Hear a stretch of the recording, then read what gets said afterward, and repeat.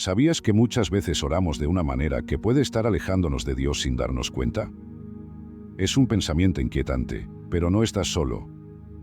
Todos hemos tenido momentos en los que sentimos que nuestras palabras no llegan a ningún lado, como si habláramos al vacío.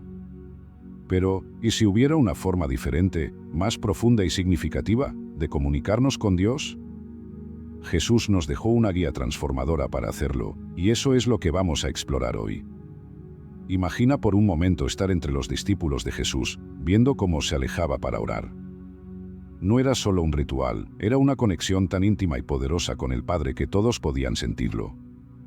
Ese día, uno de ellos no pudo evitar preguntarle: «Señor, enséñanos a orar». Esta petición cambiaría todo, no solo para ellos, sino también para nosotros. Hoy te invito a descubrir cómo esa respuesta de Jesús puede revolucionar tu vida espiritual. Exploraremos cómo abordar la oración desde una perspectiva completamente nueva, reconociendo a Dios no solo como Creador, sino como un Padre cercano. Y al final, te compartiré una clave práctica que puede transformar tu vida de oración para siempre. ¿Te quedas conmigo? La escena era conmovedora. Jesús estaba orando, como lo hacía a menudo, apartado de la multitud. Sus discípulos lo observaban, como si algo en ese momento los tuviera hipnotizados. Ellos también oraban, como buenos judíos, conocían las palabras correctas, los salmos que habían memorizado desde la infancia, y seguían las posturas que la tradición les había enseñado. Pero esta vez, algo diferente los inquietaba profundamente. Había una conexión en la manera en que Jesús hablaba con el Padre que ellos nunca habían experimentado. Uno de ellos, movido por lo que había presenciado, tomó valor y dijo: «Señor, enséñanos a orar». Parece una petición simple, casi casual, pero estaba cargada de significado. No le pidieron que les enseñara a predicar, a sanar o a realizar milagros, a pesar de haberlo visto hacer cosas asombrosas. Lo que querían era entender cómo hablar con Dios como Él lo hacía. Porque sabían, intuitivamente, que ahí estaba el secreto de todo. ¿Por qué esta petición era tan revolucionaria? Para comprenderlo, necesitamos transportarnos al contexto de la época. En el judaísmo del primer siglo, la oración estaba estrictamente reglamentada. Había horarios específicos, fórmulas exactas e incluso posturas que se debían adoptar. No era una actividad libre y espontánea, sino un acto lleno de normas que, aunque buscaban honrar a Dios, muchas veces terminaban intimidando a los creyentes comunes. Los fariseos, por ejemplo, habían convertido la oración en un espectáculo público, orando en las plazas para ser vistos por los demás. La gente común, por su parte, se sentía inadecuada, casi como si no fueran lo suficientemente buenos para acercarse a Dios. Los discípulos, aunque eran hombres devotos, compartían estas inquietudes. Sabían orar, pero al ver a Jesús, sintieron que les faltaba algo esencial. Su clamor no era solo por aprender una nueva fórmula, era un deseo profundo de transformar su relación con Dios. Esa petición, «Señor, enséñanos a orar», no solo revela la humildad de los discípulos, sino también una necesidad universal del ser humano, la de encontrar una manera auténtica de comunicarse con lo divino. Todos hemos sentido alguna vez que nuestras oraciones son mecánicas, repetitivas, o que no tienen el impacto que desearíamos. Y, como los discípulos, anhelamos algo más, una conexión real, una comunicación viva y transformadora con Dios. Este momento es una invitación para reflexionar. ¿Cuántas veces nos hemos sentido igual que ellos, sabiendo que hay algo más en la oración, pero sin saber cómo alcanzarlo? La buena noticia es que Jesús no los dejó sin respuesta, y tampoco nos deja a nosotros. Él estaba a punto de enseñarles una nueva forma de orar, una que trascendería las reglas y las fórmulas, para abrir una puerta directa hacia el corazón de Dios. Una forma de orar que transformaría vidas, generaciones, y que hoy sigue siendo tan poderosa como hace más de 2000 años. Cuando Jesús abrió su boca para responder a la petición de los discípulos, las primeras palabras que pronunció revolucionarían para siempre la manera de relacionarnos con Dios. Él dijo: «Cuando oren, digan, Padre nuestro». Dos palabras simples, pero cargadas de un significado tan profundo que hasta hoy seguimos explorándolo. En ese momento, Jesús no estaba dando solo una fórmula para repetir, sino un nuevo paradigma, una manera completamente distinta de entender la oración. Para los judíos de aquella época, referirse a Dios como Padre era algo casi inimaginable. Dios era visto como el Todopoderoso, el Creador del universo, aquel cuyo nombre ni siquiera se pronunciaba por reverencia. Pero ahora, Jesús les estaba diciendo que podían acercarse a Dios con la confianza y cercanía de un hijo hablando con su Padre. Y no cualquier padre, sino uno lleno de amor y compasión. La palabra que probablemente usó Jesús fue Abba, un término arameo que los niños pequeños utilizaban para llamar a sus padres. En nuestro idioma, sería algo como papá o incluso papi. Esta elección de palabras no fue accidental. Jesús quería que los discípulos entendieran que la relación con Dios no se basa en el miedo, en la distancia o en las normas, sino en una intimidad profunda, en un amor que rompe todas las barreras. Pero no solo les enseñó a llamar a Dios Padre, sino Padre Nuestro. Esa palabra nuestro lleva implícito un mensaje comunitario. Jesús estaba mostrando que la oración no es un acto individualista, sino una experiencia que nos conecta con toda la familia de Dios. No oramos solos, sino como parte de un cuerpo global de hijos e hijas que comparten el mismo Padre. Esta idea es profundamente liberadora, porque nos recuerda que no estamos aislados en nuestra fe, sino que formamos parte de algo mucho más grande. Este cambio de perspectiva no solo redefinía la relación con Dios, sino también con los demás. Si Dios es nuestro Padre, entonces todos somos hermanos. Y esto implicaba un desafío directo a las estructuras sociales y religiosas de la época, que estaban marcadas por jerarquías, divisiones y exclusión. Jesús, con solo 2 palabras, estaba desafiando estas barreras y estableciendo un nuevo modelo de comunidad basada en el amor y la igualdad. Imagina por un momento lo que estas palabras significaron para los discípulos. Ellos habían crecido en un sistema religioso que ponía a Dios en un pedestal tan alto que la mayoría sentía que nunca podría alcanzarlo. Y ahora, Jesús les estaba diciendo que podían acercarse a Él con la confianza y la ternura de un hijo pequeño. Era un concepto revolucionario que no solo transformaría sus vidas, sino también la forma en que generaciones futuras se relacionarían con Dios. Hoy, esas mismas palabras siguen resonando. Cuando decimos Padre Nuestro, estamos entrando en esa revolución de la intimidad que Jesús inauguró. Estamos reconociendo que Dios no es un ser distante, sino alguien cercano, accesible y profundamente interesado en nuestra vida. Y al mismo tiempo, estamos abrazando la verdad de que no estamos solos en nuestra fe, sino que pertenecemos a una gran familia espiritual. Cada vez que oramos estas palabras, estamos siendo invitados a repensar nuestra relación con Dios, con nosotros mismos y con los demás.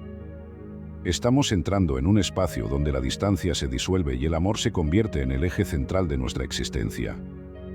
Y este es solo el comienzo de la transformación que Jesús estaba a punto de revelar. Después de establecer el fundamento revolucionario de la intimidad con Dios al llamarlo Padre Nuestro, Jesús llevó la enseñanza de la oración a un nivel aún más profundo.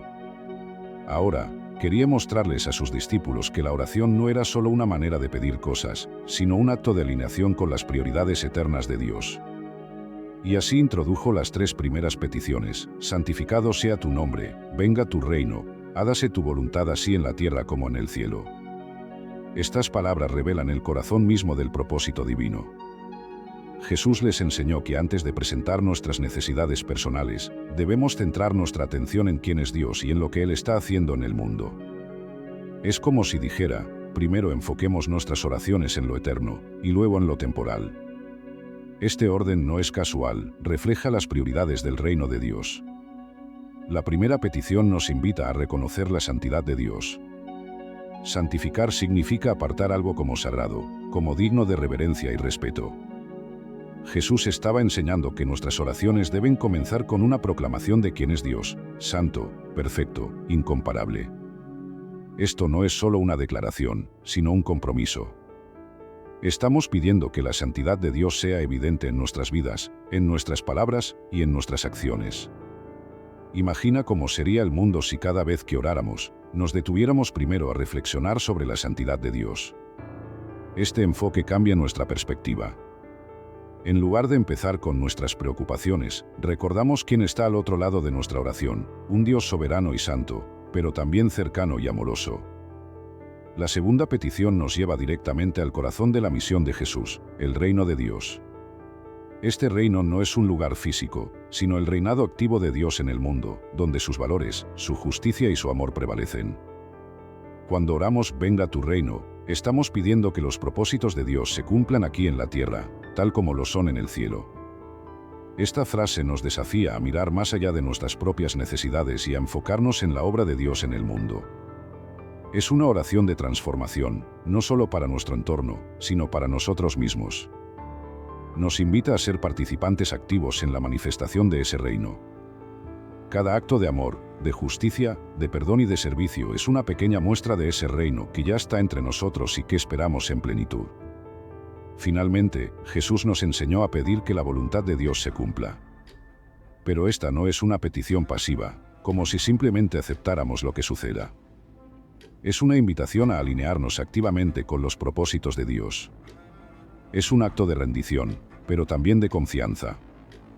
Un ejemplo poderoso de esto se encuentra en el propio Jesús, cuando oró en Getsemaní: «No se hará mi voluntad, sino la tuya».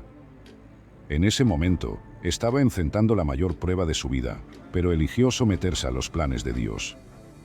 Esta petición nos recuerda que nuestra perspectiva es limitada, pero que podemos confiar en la sabiduría infinita de Dios. Estas tres peticiones tienen algo en común: nos sacan de nuestro enfoque inmediato y personal, y nos invitan a mirar hacia lo eterno.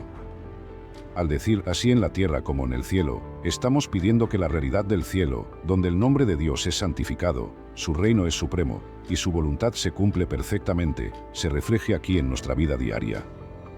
Estas palabras nos desafían. ¿Realmente deseamos que la voluntad de Dios se cumpla en nuestra vida, incluso cuando sus planes no coinciden con los nuestros? ¿Estamos dispuestos a priorizar su reino sobre nuestras ambiciones personales? Estas preguntas son incómodas, pero esenciales. Porque orar no es solo hablar con Dios, es dejar que Él transforme nuestro corazón para alinearlo con el suyo. Cada vez que oramos estas palabras, recordamos que la oración no se trata de conseguir lo que queremos, sino de rendirnos a lo que Dios quiere. Y en esa rendición encontramos la verdadera paz, porque sabemos que su voluntad siempre es buena, agradable y perfecta. Este es el llamado de las prioridades del reino: poner a Dios en el centro de nuestra vida, de nuestra oración y de nuestro propósito. Después de establecer las prioridades del reino, Jesús dio un giro inesperado en la oración. Pasó de lo eterno y trascendente a lo cotidiano y personal con la petición: «El pan nuestro de cada día, dánoslo hoy». En una sola frase, Jesús nos muestra que a Dios no solo le importan los grandes propósitos del mundo, sino también las pequeñas necesidades que enfrentamos cada día. Aquí, la oración se vuelve profundamente humana y cercana. El pan, en este contexto, no solo se refiere al alimento físico, sino a todas las necesidades básicas para nuestra supervivencia: comida, ropa, refugio, salud. Es un símbolo del sustento que necesitamos para vivir.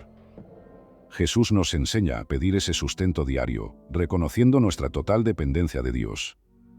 En el desierto, cuando el pueblo de Israel recibió maná del cielo, Dios les dio una lección de confianza: debían recoger solo lo necesario para el día. No podían acumularlo, porque el maná se echaría a perder. Este acto de provisión diaria les enseñaba a depender de Dios momento a momento. Del mismo modo, al pedir nuestro pan de cada día, reconocemos que Dios es nuestra fuente y que necesitamos confiar en Él para cada día. Esta petición también nos ayuda a vivir en el presente. Muchas veces nos preocupamos por el futuro, por lo que pasará mañana o el próximo mes. Pero Jesús nos llama a enfocarnos en el hoy, en lo que necesitamos ahora, confiando en que Dios proveerá lo necesario para el mañana. El hoy en esta petición subraya la importancia de la confianza diaria en Dios. No se trata de una acumulación para el futuro, sino de vivir con la certeza de que cada día Dios será fiel. En un mundo que valora la autosuficiencia y el control, esta frase nos recuerda nuestra dependencia total de Él. Es una invitación a descansar en la fidelidad de Dios y en su capacidad de proveer. Aunque esta petición tiene un fuerte componente material, también apunta a una realidad espiritual. Jesús se describió a sí mismo como el pan de vida, Juan 6:35, el único que puede satisfacer nuestras necesidades más profundas. Cuando pedimos que el pan nuestro de cada día, estamos pidiendo también el alimento espiritual que nos fortalece y nos da vida, su palabra, su presencia, su gracia. En nuestra vida diaria, Esto podría significar detenernos para buscar a Dios en oración, meditar en su palabra o simplemente reconocer su mano en nuestras bendiciones. Así como necesitamos alimento físico para nuestro cuerpo, también necesitamos alimento espiritual para nuestra alma. Algo notable en esta petición es la palabra nuestro. Jesús no nos enseñó a pedir solo por nuestras necesidades personales, sino también por las de los demás. Esto nos desafía a tener una visión colectiva, a preocuparnos por el bienestar de aquellos que nos rodean. Si oramos por el pan nuestro, también estamos llamados a compartirlo cuando Dios nos lo da en abundancia. En la iglesia primitiva, vemos un reflejo de esta enseñanza. En Hechos 4, 34-35 se describe cómo los creyentes compartían todo lo que tenían para que no hubiera necesidad entre ellos. Este espíritu de comunidad y generosidad es parte del llamado de Jesús al orar por el pan diario. Jesús, con esta sencilla frase, equilibra dos aspectos de la vida que a menudo enfrentamos como opuestos, lo material y lo espiritual. Nos muestra que ambas dimensiones son importantes y que Dios se preocupa por ambas. No hay nada demasiado pequeño o terrenal para traerlo a Dios en oración. Al mismo tiempo, esta petición nos recuerda que nuestras necesidades materiales no son el fin último de la vida, son un medio para vivir en su propósito. Al pedir el pan diario, también cultivamos un corazón de gratitud. Cada provisión se convierte en un recordatorio de la fidelidad de Dios. Esta actitud nos protege del afán y del deseo por el exceso, enseñándonos a vivir con contentamiento. Como Pablo escribió en Filipenses 4:11, he aprendido a contentarme cualquiera que sea mi situación. Y perdónanos nuestras deudas, como también nosotros perdonamos a nuestros deudores. Con estas palabras, Jesús introduce una de las enseñanzas más profundas y desafiantes de la oración, el perdón. No solo nos enseña a buscar el perdón de Dios, sino también a otorgarlo a los demás.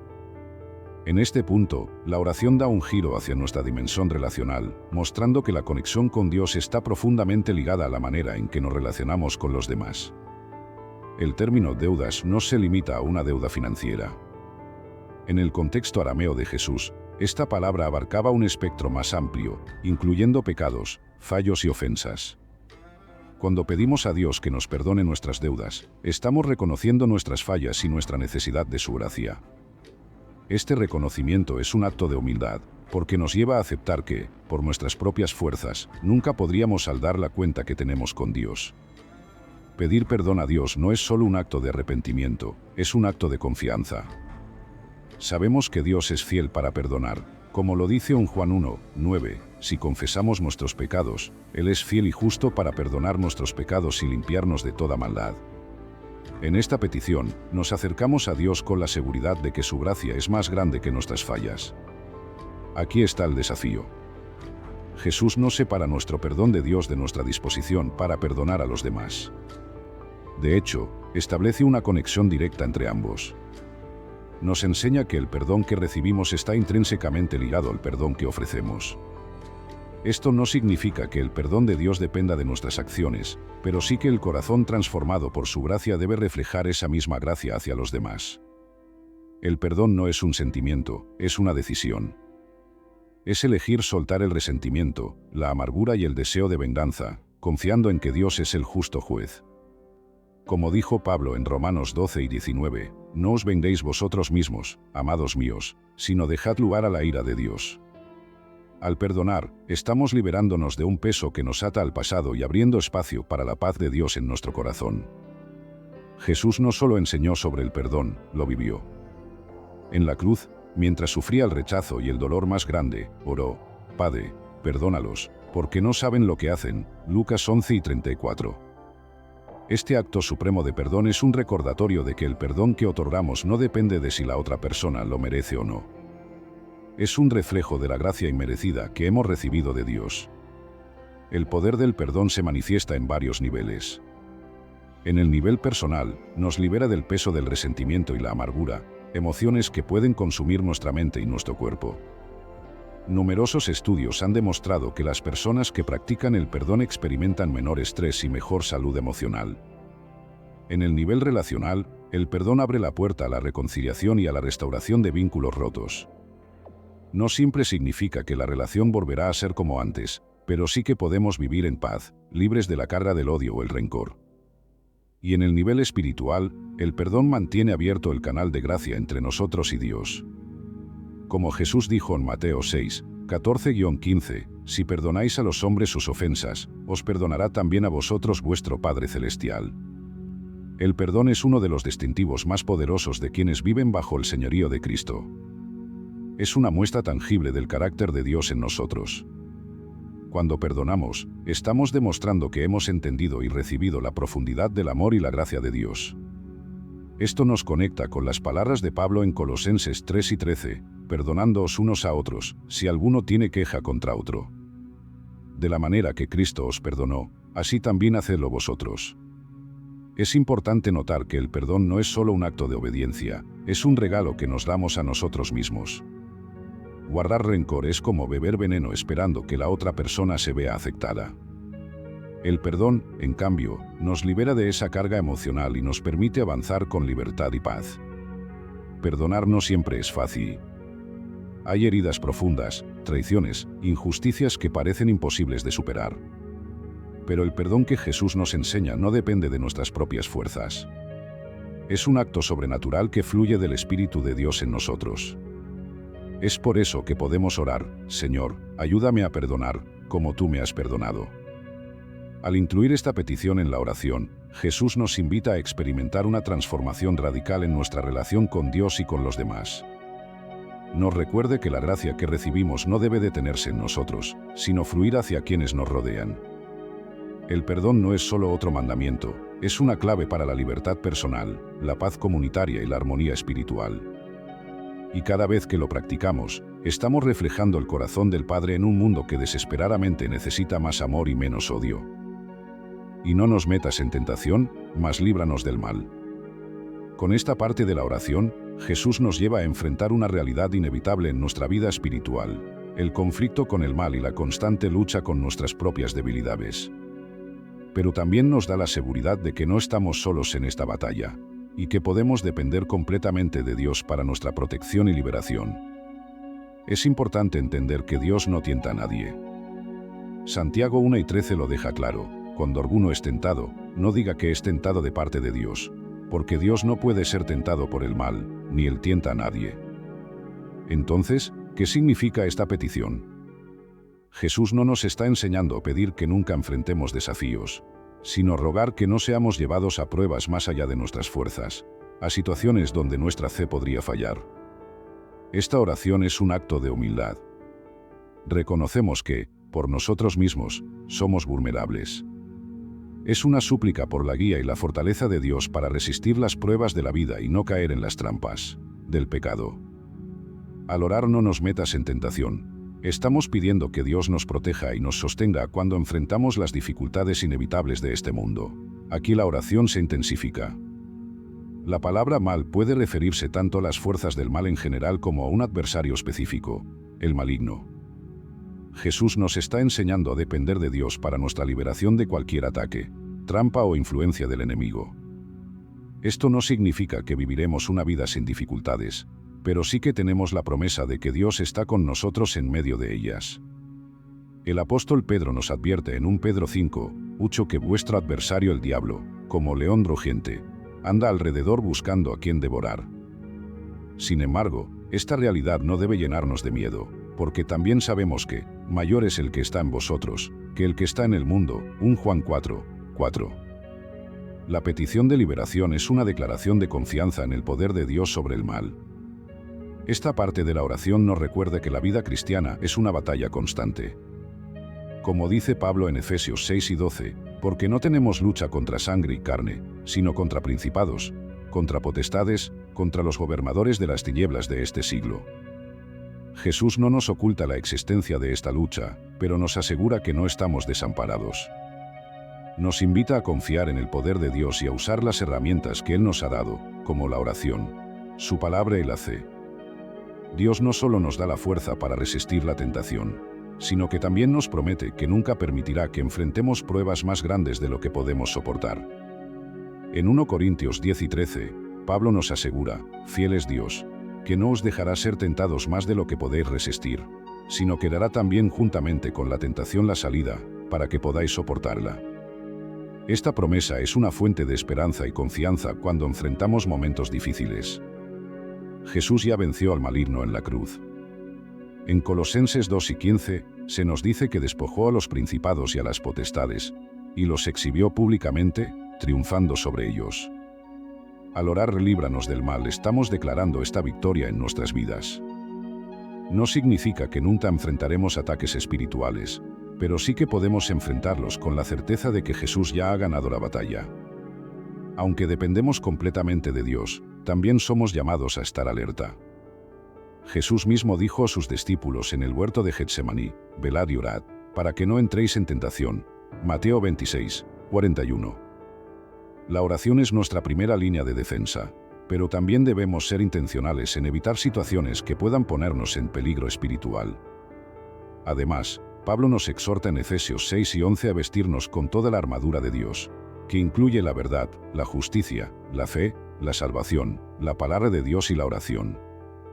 Esta armadura no solo nos protege, sino que nos equipa para resistir y avanzar en nuestra fe. Esta parte de la oración nos recuerda que, al final, nuestra protección y liberación vienen únicamente de Dios. No importa cuán fuertes o preparados nos sintamos, necesitamos su ayuda constantemente. Jesús nos invita a orar con un corazón dependiente, sabiendo que es Él quien pelea nuestras batallas. Al incluir esta petición en la oración modelo, Jesús nos da la seguridad de que nuestro Padre Celestial no nos abandona en las pruebas. Él está con nosotros en cada paso, guiándonos, fortaleciéndonos y liberándonos. Cada vez que oramos líbranos del mal, reafirmamos nuestra fe en su poder y su amor. Porque tuyo es el reino, el poder y la gloria por todos los siglos. Amén. Con estas palabras finales, Jesús cierra la oración modelo, llevando nuestra atención de vuelta a la majestad y soberanía de Dios. Este final no es solo una conclusión, es una proclamación que encapsula todo lo que hemos orado antes.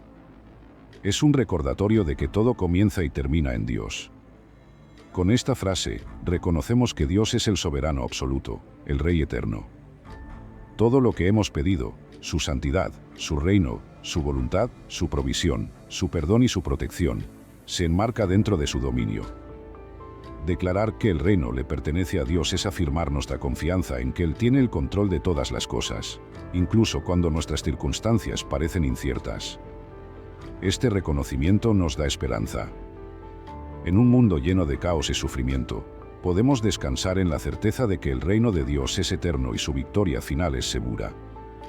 Como lo expresó Daniel en su visión, su dominio es dominio eterno, que nunca pasará, y su reino uno que no será destruido. Daniel 7:14. Esta afirmación nos lleva a reflexionar sobre la omnipotencia de Dios. Él no solo reina, sino que tiene el poder para cumplir todo lo que ha prometido. No hay fuerza en el universo que pueda resistirse a su voluntad. Cada palabra, cada petición que hacemos en oración, está respaldada por el poder infinito de Dios. Cuando declaramos que el poder le pertenece a Dios, también reconocemos nuestra propia limitación. No dependemos de nuestras fuerzas, de nuestras estrategias o de nuestras habilidades. Confiamos en que Él puede hacer lo que nosotros no podemos. Como dijo Job, yo sé que todo lo puedes, y que no hay pensamiento que se esconda de ti. Job 42:2. La gloria de Dios es el propósito final de toda la creación. Todo lo que hacemos, todo lo que somos y todo lo que oramos, apunta a magnificar su nombre. Declarar que la gloria le pertenece a Dios es reconocer que toda alabanza y honor son suyos, no nuestros. Es rendirnos completamente a Él, dejando de lado nuestro orgullo y nuestros logros, para exaltar su grandeza. En esta parte de la oración, recordamos que no oramos simplemente para obtener respuestas, sino para alinear nuestras vidas con el propósito eterno de glorificar a Dios. Como escribió Pablo, porque de Él, por Él y para Él son todas las cosas. A Él sea la gloria por los siglos. Amén. Romanos 11:36. Estas palabras subrayan la eternidad de Dios. Él no es un rey temporal ni un poder pasajero. Su reino, su poder y su gloria trascienden el tiempo y permanecen para siempre. Este reconocimiento nos invita a poner nuestra esperanza en lo eterno, en aquello que nunca cambiará. La palabra amén no es solo un cierre formal. Es una declaración de fe. Significa así sea o es verdad. Es nuestra manera de afirmar que todo lo que hemos orado es cierto y confiamos en que Dios lo cumplirá según su voluntad. Al decir amén, estamos sellando nuestra oración con un compromiso de creer y vivir en la verdad de lo que hemos declarado. La oración del Padre Nuestro comienza con la intimidad de Padre Nuestro y termina con la majestad de Tuyo es el reino. Este equilibrio entre cercanía e inmensidad, entre lo personal y lo eterno, nos muestra cómo debe ser nuestra relación con Dios, profundamente íntima, pero llena de reverencia. Cada vez que oramos estas palabras finales, recordamos que nuestra vida y nuestra fe están ancladas en un Dios que es Rey, todopoderoso y digno de toda gloria.